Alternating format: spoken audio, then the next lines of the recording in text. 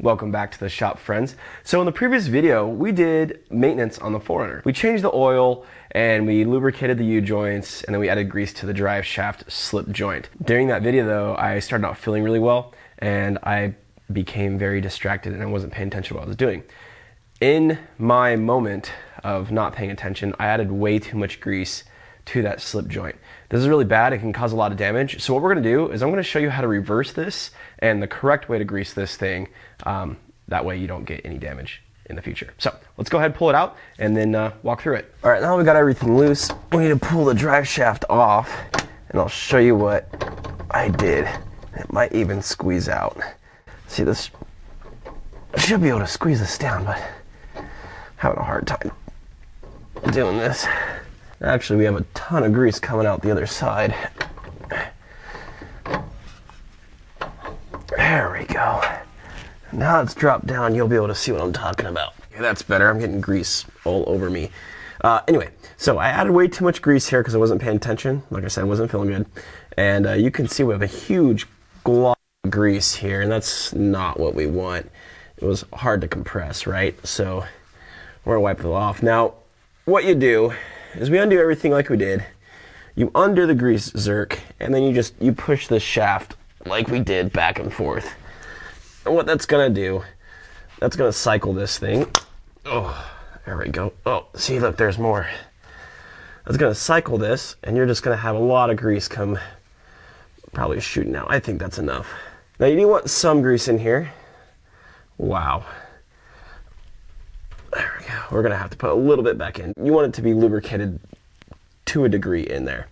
I just clearly put way too much. The correct way to do this is about 1 to 2 pumps. Hey, the U-joint still feels really nice. That's a good sign. All right, we're all cleaned up. Let's put it back together.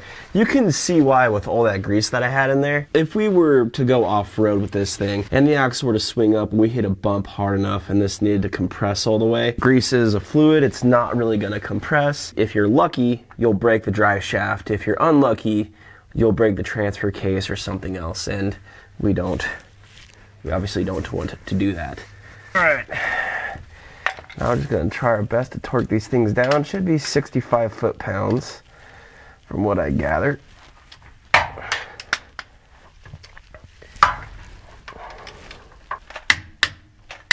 right. Put the grease zerk back in and then we'll give it a few pumps of grease.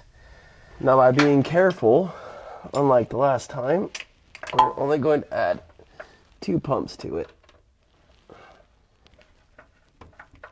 Go, get on there, okay, and 1,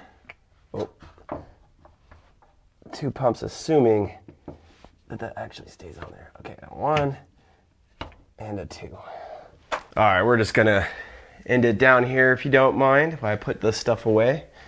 Seems easy. So that wasn't too hard to fix. The moral of the story is, if you're not feeling good, stop.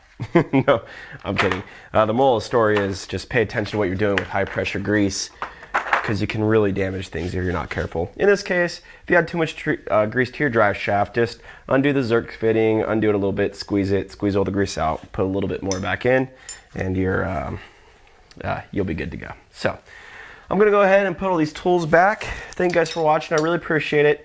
Like the video if you liked it, subscribe for more content, hit the comments below if you have any suggestions. I am still undecided on which skid plate I'm going to go with. I'm going to go with the CBI steel one or the Artec T6 aluminum one. That's very beastly. Both are beastly. I don't know. I'm new to this Toyota world, so I don't have much opinion on anything, but it'd be nice if you guys help me out. So with that, guys, thank you for watching. We'll see you in the next video.